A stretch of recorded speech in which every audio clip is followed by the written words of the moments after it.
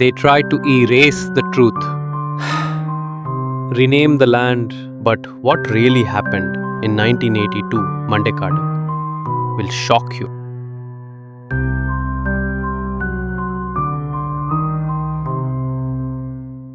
Jai Shri Ram, dosto.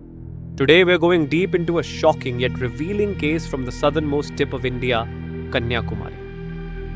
What happened in Mandaikadu recently is not just a one-off incident. It's a symbol of how Hindu traditions are being systematically erased, not by sword, but by strategy. Let's understand this in layers, as always backed by history, strategy, power, politics, and lessons for the future.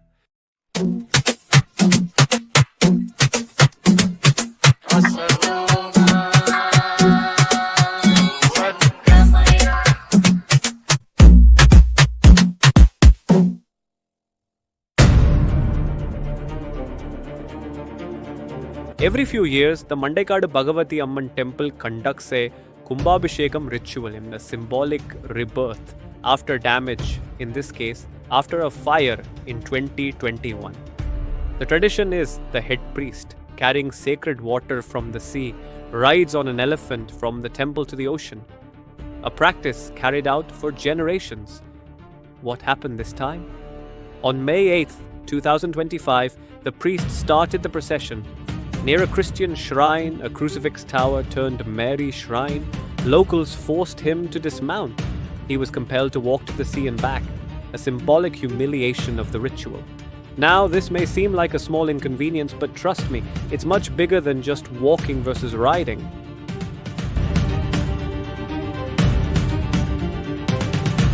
There's an ongoing narrative being pushed, positioning Mother Mary as the sister of Bhagavati Amman. Now, Hinduism has always been inclusive, but here, this openness is being exploited. It's a strategic downgrade. Mary is inserted into the local belief system not as an equal, but as a superseding divine figure. Over the decades, what began as a small pillar has become a massive shrine, rivaling the ancient temple. This isn't harmony.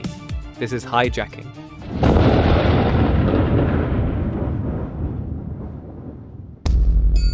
Let's rewind to 1982. Hindu women taking ritual sea baths were attacked by Christian fanatics, incited by radical clergy. Police had to fire bullets. Lives were lost.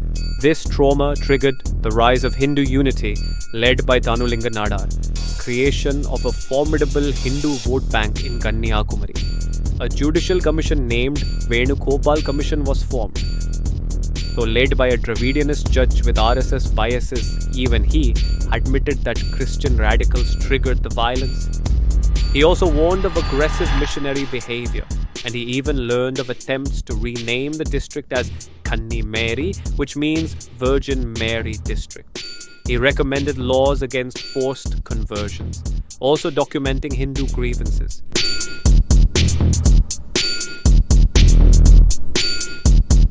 The report includes chilling accounts like a 19-year-old Hindu girl stripped and chased from the temple, and in another incident a woman harassed, only to be branded liars by the church's legal defense.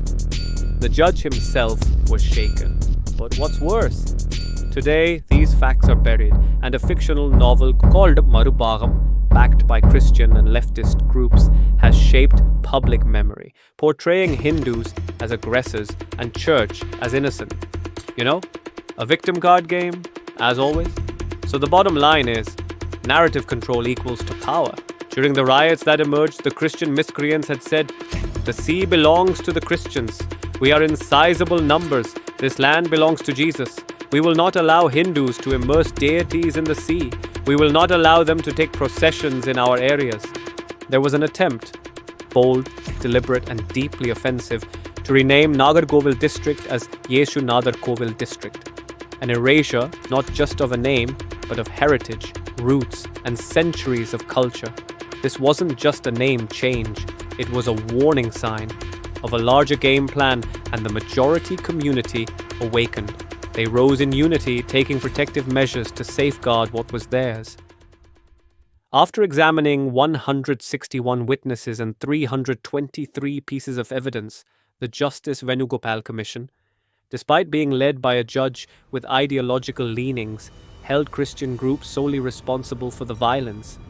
It wasn't just coincidence, it was a pattern. Unethical conversion methods, derogatory slurs against local beliefs, unjust demands that challenged harmony, aggressive acts of religious imposition, and a relentless drive for conversions. All of this, the Commission said, ignited the riots. This is not just history, it is a mirror to the present. Let this be a lesson that culture cannot survive in silence, that dignity must be defended, and that unity is the only shield against systematic erasure. Never forget, never stay silent, always stand for dharma. While violence is down now, institutional infiltration is up. The church has created a dominant dairy cooperative integrating into Hindu farming economy. The church has turned its bishop house into a progressive community hub. The church has used literature and media to reshape historical perception. The sisterhood narrative continues, but when the priest was stopped during the recent ritual, the mask fell. There was no sisterhood, only control. Even Tamil media played along, ignoring the incident or painting it as communal harmony. Despite recommendations from the 1982 Commission, the crucifix tower expanded into a dominant shrine. A hillock used for Kartike Deepam was denied to Hindus. It's now part of a church-run college. A Hanuman statue was removed despite Panchayati approval. Even Pon Radhakrishnan, a former central minister, could do nothing. Friends, this isn't just about one incident or one district. It's about strategic institutional planning versus reactive outrage. Church vision is long-term, systemic, subtle, while the so-called Hindu society has episodic emotional responses. No ecosystem. Second, narrative versus truth. The church controls literature, media, perception, and rewrite history. Hindus lack a counter-narrative, allowing fiction to become fact. And third, inclusive ideology used against it. Hinduism's openness is weaponized. Mary becomes Ammon's sister, then replaces her. What starts as harmony becomes hegemony.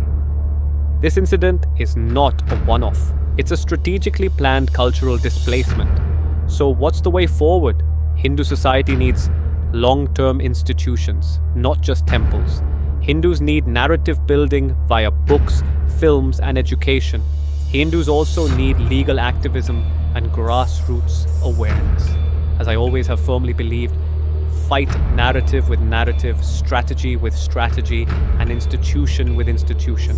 Let's not wait for another priest to walk barefoot in silence for us to finally stand up.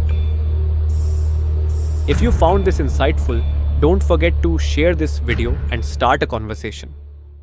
As always, this is not about hate, it's about awareness. हाँ, हमारा channel हमेशा से उन अनजाने और कम जाने गए तथ्यों की खोज में लगा रहा है जिनका संबंध है हमारे प्राचीन इतिहास की महानता से। लेकिन यह भी समझना जरूरी है कि जैसे हमारे पुरखों ने ज्ञान और संवेदना का मेल कर एक सभ्यता रची थी, वैसे ही आज हमें भी सिर्फ ज्ञान नहीं, संवेदनशील चेतना भी जगानी होगी। अगर हम अपने इतिहास की महिमा बताते हैं तो ये भी उतना ही जरूरी है कि हम सामाजिक सच्चाइयों को समझें, उन पर सोच विचार करें और एक संवेदनाशील और जागरूक समाज की ओर कदम बढ़ाएं। जय हिंद, जय भगवती अम्मन और जय श्री राम।